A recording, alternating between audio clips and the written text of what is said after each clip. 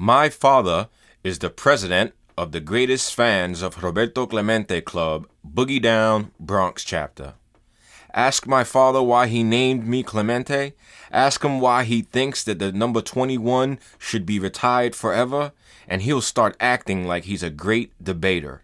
He'll take out his baseball card collection and pull all his mint condition Clementes.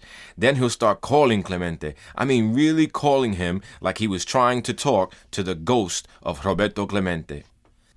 Clemente, Clemente, it's us, tu gente, Clemente, Clemente, Prince of the Baseball, Diamante, Cannon Arm Clemente, Puerto Rican Prince Clemente, Hall of Fame Clemente.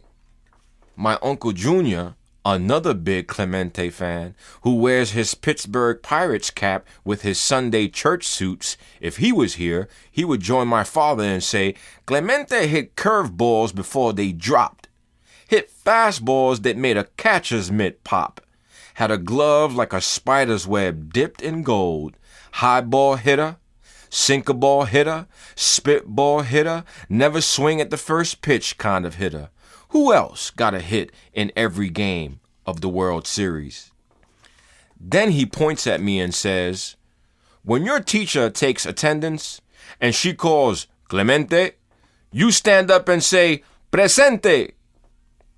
For Hero Day at school, I'm going to pick Clemente because I know all the facts, I memorized all the stats, and I can tell you todo. Everything from his rookie season with the Brooklyn Dodgers to his last at-bat. Born Roberto Walker Clemente, August 18, 1934, in Barrio San Antón, Carolina, Puerto Rico. Roberto was the baby varón, y Luisa y Melchior's 7 children, 6 boys, 1 girl, and by the time he learned to walk, he was throwing something, a can, a tomato, a rag ball, hitting bottle caps against the wall. By the time he was 18, one scout said Clemente was the best athlete he had ever seen. 4 batting titles, .317 lifetime average, came to bat 9,454 times, got 3,000 hits, 440 doubles, 166 triples, 240 home runs, 12 Golden Gloves. And a statue in the Hall of Fame. Roberto Clemente was born to play the game.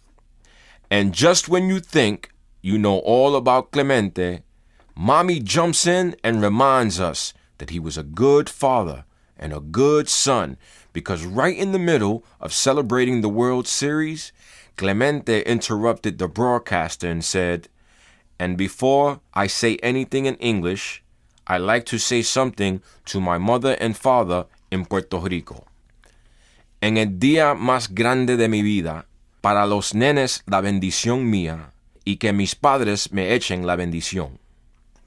On the most important day of my life, I give my blessing to my boys and ask that my parents give their blessing. And we definitely can't forget Clemente's last sacrifice fly.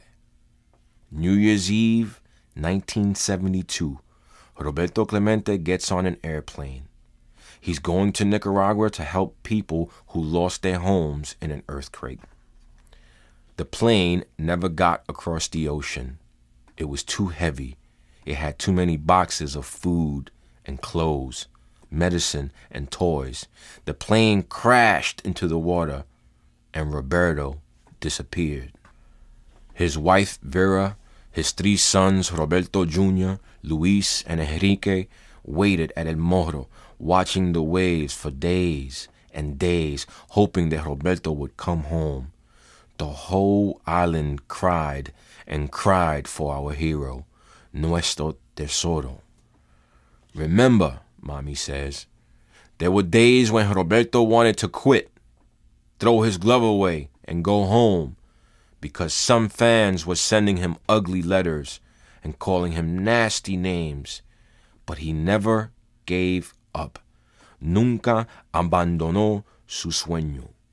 And they named bridges and schools after him, parks and pools after him, because he knew that con respeto, con orgullo, with faith, with hope, with belief in yourself, con valor, with standing up for what's right, fighting against what's wrong, with love, with keep on strength, that anything is possible in this world.